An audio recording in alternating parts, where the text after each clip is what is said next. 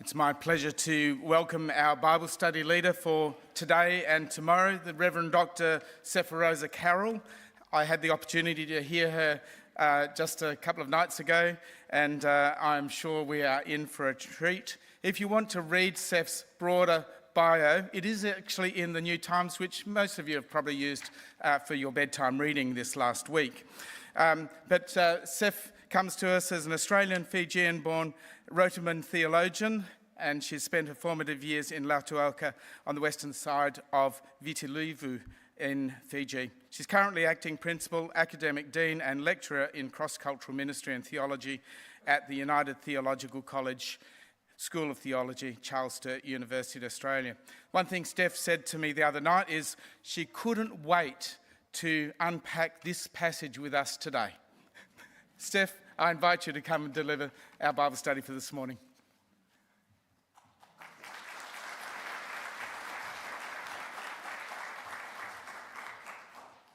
I actually said I thought Rahab was a great idea until I started to do the deep dive on her story and then said, oh my gosh, what have I done? I should have chosen something else.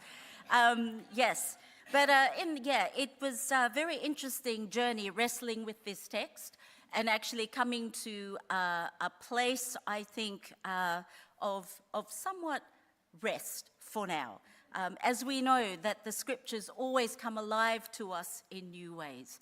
I want to begin by acknowledging the land on which I stand and the traditional owners who have cared for this, past and present, and especially for the deep wisdom that is embodied in this land, in this country, and people, and that wisdom that continues to nourish us, nourish me as a migrant to this country, and acknowledging also the deep trauma that land, country, and people feel, and our ongoing commitment as the Uniting Church to continue in this ongoing journey and not to tire of reconciliation, justice, and eventually peace. Thank you for your introduction, moderator, and to the General Secretary of this Synod and to the moderator, greetings. Nisambula, Nwaya e Maori, Namaste, and good day. These are the languages that have shaped me, and I'm sure that you have languages that have shaped you also. So warm greetings to you all this morning, and I want us to take just a few seconds to offer a greeting to your neighbour in a language other than English, if you know one, right? If not, make it up. But if not, no one's gonna know. So if not, I will offer you one. You can say bula, right? Because bula is easy.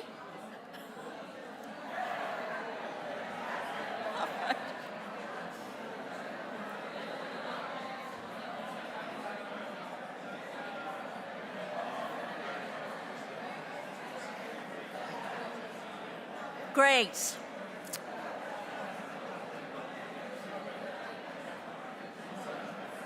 All right, so I'm going to call you all to order. That's fabulous. I can, the energy that's in the room, now I'm having trouble stopping you. It's fabulous. I hope you went well. Moderator, thank you for the invitation to be a part of the Synod of South Australia Synod meeting and to share with you all through the Bible studies. Thank you to you and to your staff and for your hospitality, your welcome and your care of Ralph and me here and before we arrived in Adelaide. It is warmly appreciated. It is good to be here among some of my longtime friends and colleagues, acknowledging the former President, Dr. Deidre Palmer, Head of College, Dr. Vicky Balabansky, Dr. Rosemary Dewars and the faculty of UCLT, President-elect Reverend Dr. Paul Goh, and to you, Reverend Dr. Ken Sumner, thank you for your reflection yesterday and the call to Dodiri, the deep listening to country, creator, and people. Through the two Bible studies this morning,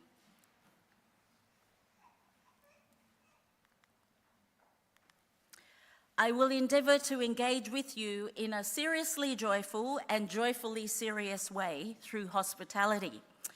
The play or interplay of these words reminds me of the joyfully serious movements of the guest-host relationship.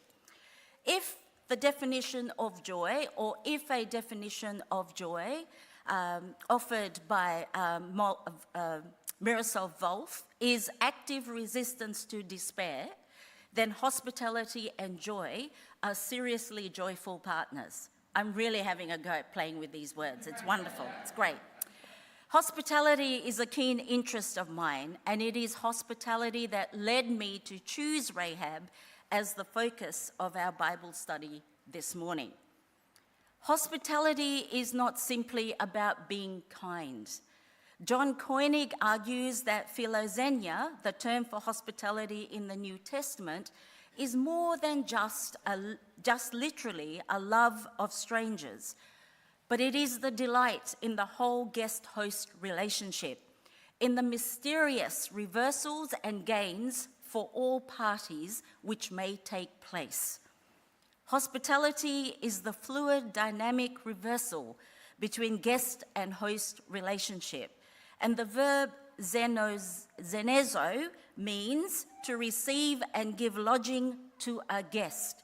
It also means to startle through novelty or to surprise by being unusual. And for the Christian community, this delight in the guest-host relationship was inspired and motivated by the expectation that the triune God would be present in every hospitable encounter. Now that's just mystery to me. It is evident that hospitality is not a one-way traffic or relationship. In the encounter between guest and host, gifts and insights are exchanged, bringing about a transformation in both the guest and host. Well, it ought to. This transformation takes the form of new ways of thinking, seeing, and being with either the cultural or religious other. And there could be many things added to this. Michael Kinnamon asserts, Christians can cooperate without being changed, but we can't welcome one another without, in some ways, being transformed ourselves. Something ought to happen. The premise undermining the practice of hospitality in the biblical text is, of course, echoed in Hebrews 13, 1-2. The expectation is that God comes to us in the guise of the stranger.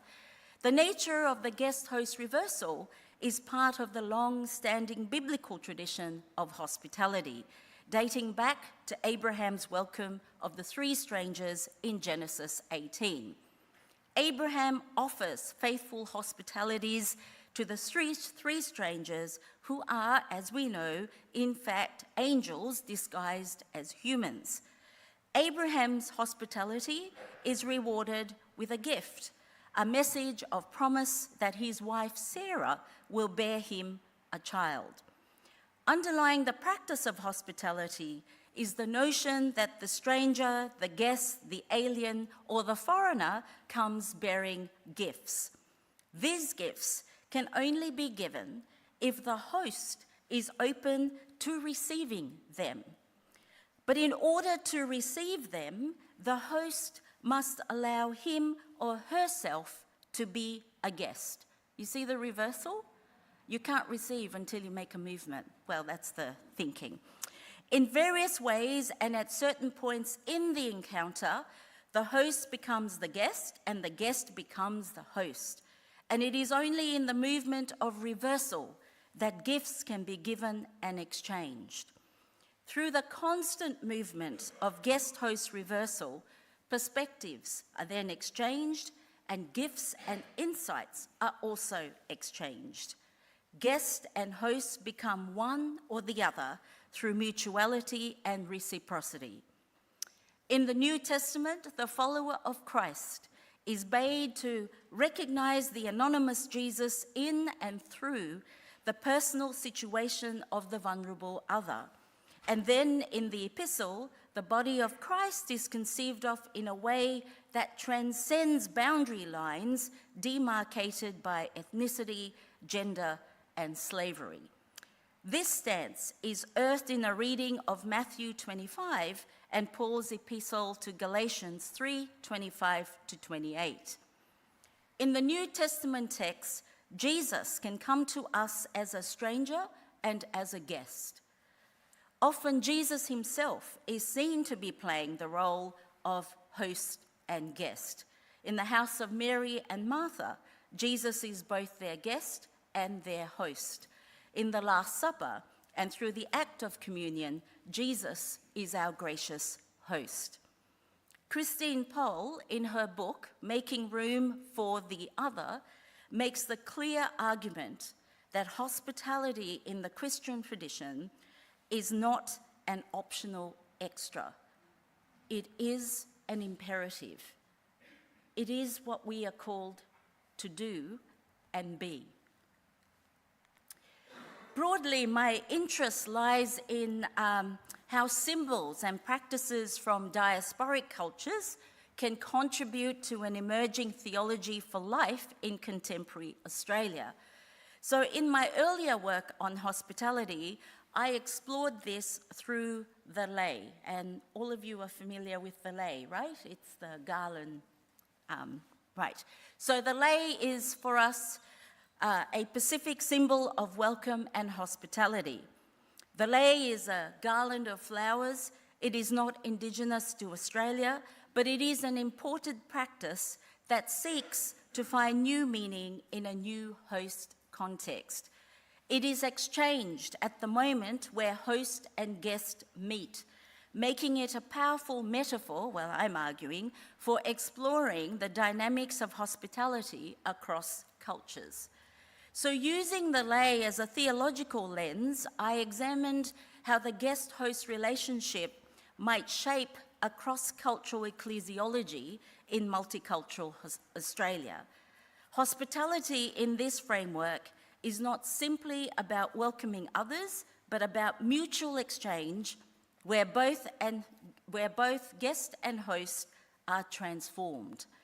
Drawing on Daniel Migliori's insight that Christ is both gracious host and unexpected guest, hospitality becomes central to the Church's identity and mission, especially in a world marked by migration, displacement, division, and a whole list of unholy things. To deepen this idea, because I always like playing with ideas, I was then playing with the concept of hospitality. I just put the lei in the hospitality just to be different. But what it was for me was building on the biblical traditions of hospitality, and that is of welcoming the stranger, experiencing guest-host reversal, but extending this through the realities of migration and diaspora.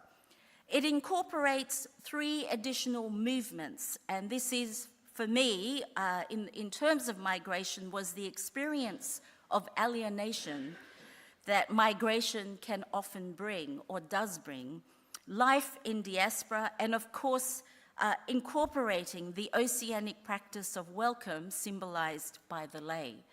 And together, these movements for me describe a dynamic process in which theory, action, and reflection are inseparable. And in this way, hospitality becomes not just an ethic, but a method, a way of being church that creates space for vulnerability, mutuality, and transformation. And it is from this framework that I turn to Rahab. I offer then hospitality as a lens through which to engage her story, inviting us into the movement of guest-host reversal as we listen and learn. And in offering this reading, I invite you into the movement of hospitality to encounter Rahab not as a distant figure, but as one who speaks into our context of migration, difference, and belonging, and who calls us to practice hospitality that is seriously joyful and joyfully serious. Why did I choose Rahab? Oh, I was supposed to turn the slide then. Right. I chose Rahab for several reasons. First, she is glaringly other on all fronts. Gender, profession, race, religion, and I suppose if you kept digging, you'd find something else or find more. And also because she is presented as an exemplary model of hospitality in the Christian tradition. Her story then invites a deeper, more complex reading and engagement. One of our early church fathers in the tradition, Origen's allegorical reading of Rahab leads him to interpret Rahab as meaning, from the Hebrew, breadth or broad. And Origen applies this meaning to the church as the place where we find salvation, a place broad enough to embrace sinners, and using broad and breadth in that sense. In Matthew, Rahab is included in Jesus' genealogy, and in Hebrews and James, she is commended for her faith and righteous actions in sheltering the spies, deceiving their pursuers, and enabling their escape. In return, she and her family are spared when Jericho falls. Her confession, "I know that the Lord your God has given you the land, and the Lord your God is God in heaven above and on earth below," is often read as the basis of her hospitality, suggesting that her welcome flows from her faith. Yet this reading can obscure the significance of her agency. Rahab is an outsider, a Canaanite woman whose story did not need to be included in Joshua, raising questions about why it appears at all.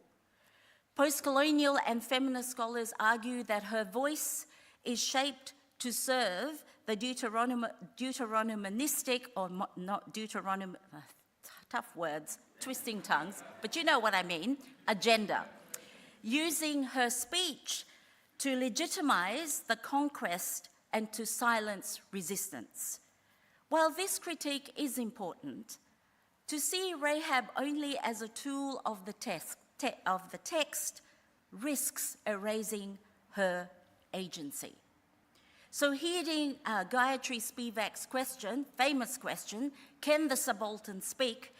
In this study, I would offer a resounding yes, but only if we are willing to listen for Rahab's agency.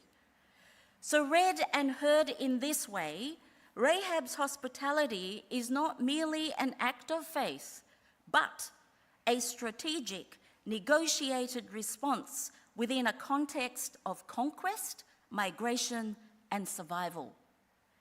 She navigates power. She leverages her marginal position and secures a future for her family.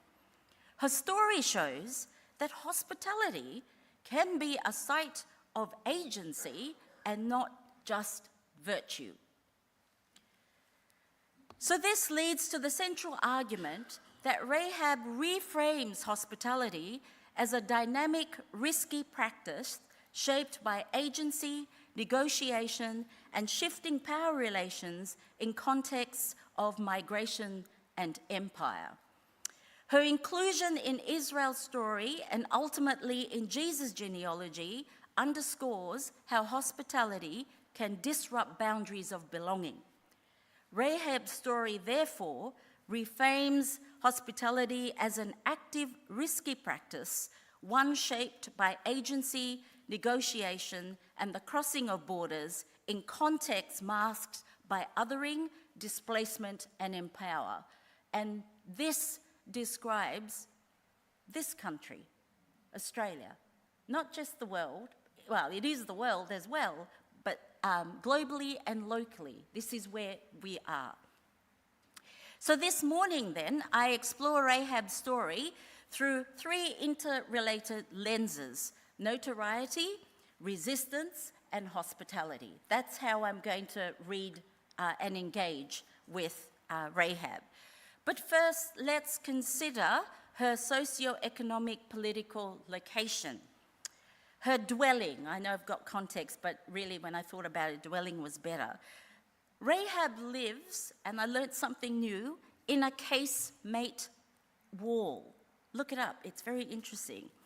Literally on the edge of the city. And in the text we read, her house was on the outer side of the city wall, which then makes sense as to how she could let the spies out, right? Because when you read this story, you go, how the hell does that happen? But then now when I know what it is, I go, it makes sense. Of course, one of the boundaries of her house is the outer city wall, or the facing city wall. So that's how it could have happened. But this is not just architectural detail. It is a social and political positioning. She inhabits a border space that's neither fully inside nor outside. So this makes then Rahab a kind of a liminal figure, living in between, where her home becomes a meeting place. Now, in some translations, there's a kind of a reading that she is or was an innkeeper, right? So, because sometimes I think we get nervous about some of the things we read in the Bible and we like to clean it up and sanitize it, so we kind of find ways to try and make the text appear clean so we can be comfortable. And I guess one of the readings was to say, well, perhaps it's there in the text and the language that perhaps she was an innkeeper. And perhaps so, because that's why people, it kind of makes sense. Or she was both. She was an innkeeper and a prostitute. Makes sense, right? That because you have a place. Anyway, so her home then, or her inn, becomes a site of encounter where strangers cross boundaries and relationships are forged. And I often wonder, like in that context, the kind of things that Rahab could have been hearing, of people in her engagement, of people coming in and out. I would say she would have heard and had access to a lot of secrets and plans. I don't know, but perhaps I speculate, but. And such spaces are typical of migration and diaspora contexts where borders become sites of encounter, negotiation, and exchange. And thirdly, Rahab's story unfolds during Israel's takeover of Canaan. And this is what made me nervous about reading this text, because, just of that particular context and how the story of the takeover of Canaan has been read through an imperialistic lens, So, Jericho is the first city to fall under what is framed as divine authorization for Israel. The narrative carries clear imperial overtones. And so here we find Rahab caught between two powers, or two imperial powers, the established city of Jericho and her king, and the incoming Israelite force. No different to today, actually, in some places. Read through these lenses, Rahab embodies the experience of those in context of migration, diaspora, and colonial change. She lives at the border. She negotiates shifting powers, and she mediates between insiders and outsiders. Her hospitality, then, is not neutral. It is a strategic, risky act within a context of displacement and conquest. Like many in diasporic or colonized settings, Rahab navigates competing loyalties and identities. Her position in the wall mirrors the in-between spaces migrants inhabit, geographically, culturally, socially, and politically. And in this way, her story highlights how hospitality, survival, and agency emerge precisely within borderlands shaped by movement, empire, and othering. And another way to say that is that creativity and new creation is always possible against the odds. In terms of her notoriety, well, Rahab's notoriety as a Canaanite woman. She's identified as a prostitute and possibly an innkeeper. And all of these play a significant role in the narrative. As the story unfolds, expectations surrounding her profession become central to securing the spy's safety, as her social position allows her to shelter and protect them without immediate suspicion. So she's very clever that way. So the assumptions tied to her identity enable her to act, and she uses these perceptions to shelter the spies and avoid suspicion. In terms of her resistance, Rahab's resistance has often been softened or sanitized to make her palatable within traditional readings. Yet following Gayatri Spivak's call to let the subaltern speak, Rahab can be reclaimed as a figure of active resistance and agency. And this is, for me, one of the important insights in the text was to lift her agency, because she has been pulled apart by not only within the text or tradition, but also by commentaries and, us in the modern age who pull bits and pieces of her. But I just wondered, what if we just let her speak so that her agency can be lifted?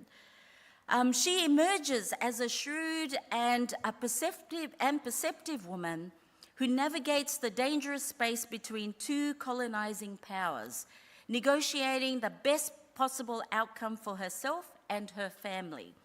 In this sense, Rahab functions as a trickster figure, one who plays both sides, cleverly using the assumptions attached to her identity to her advantage. And rather than a passive participant, she actively resists her marginalization by leveraging her position and reputation to secure survival and future belonging. So seen through this lens of resistance, Rahab emerged as a shrewd, agentic figure, who's able, through her agency, to get the outcome that is needed for her and her family. So the third aspect is hospitality.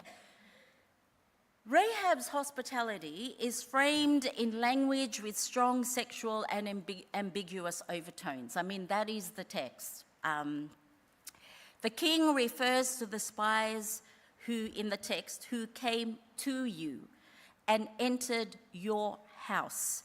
And the verbs used, entered, stayed, and lay down, carry sexual connotations in the Hebrew. This suggestive language trades on assumptions about Rahab as a foreign woman and a prostitute, highlighting the perceived danger and ambiguity she embodies. And yet the narrative ultimately undercuts any actual sexual encounter. The spies enter her house, not her, signaling that this is an act of shelter rather than intimacy. Very clever, these Hebrew writers. Read through this lens of hospitality, this ambiguity deepens the dynamics of guest and host. Rahab receives the spies as host, but she simultaneously places herself at risk and becomes dependent on them for her future, enacting a subtle reversal of roles. In a context shaped by migration and conquest, her home becomes a liminal space where strangers are received, identities are negotiated, and survival is brokered. Her hospitality is therefore not neutral or sentimental. It is a complex strategic act within the setting of displacement where guest and host continually shift and where welcome becomes a means of negotiating safety, belonging, and new possibilities. That's what hospitality can do and become. So what do we learn from Rahab? The most obvious insight is, of course, inclusion. The inclusion of Rahab in Scripture points to God's purposes of salvation extended to all peoples. It is indeed possible to become part of God's people regardless of who one is. And Lisa Ray Beale, in her commentary on Joshua, says, Rahab is one such story in a book in which the Canaanites are characterized as the other. She is a reminder to us today, the church is a place where each of us is the other. Outsiders opposed to God's goodness who have been invited in. The invitation has not come on the basis of our ethnicity, gender, and social status, or any other marker we might want to claim, but solely on the basis of God's grace and Christ's work. However challenging our interactions are due to many differences, it is this common identity that should shape our love for one another. We together are the mystery now made known, as Paul writes in Ephesians. We are called to radical unity as the one body, and it is our love for one another, born out of the love we each have received from the one in whom we are united, that should mark us as the one people of God. And by this love, and I'd like to add, and hospitality, we should be known, unquote. Rahab's story closely connects to themes of migration and diaspora because she herself stands at the boundary between insider and outsider. She is a Canaanite woman living in Jericho, yet she chooses to align herself with Israel, a people on the move in the process of entering and settling in a new land. In this sense, Rahab encounters a migrating community and becomes part of their story.